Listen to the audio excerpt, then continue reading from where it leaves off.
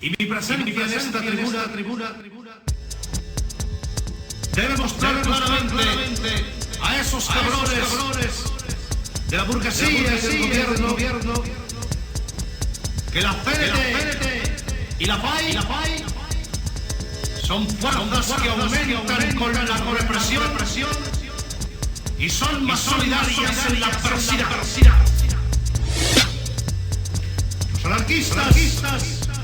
no salen tomados de las prisiones ni de las deportaciones, sino más firmes en sus propósitos, más seguros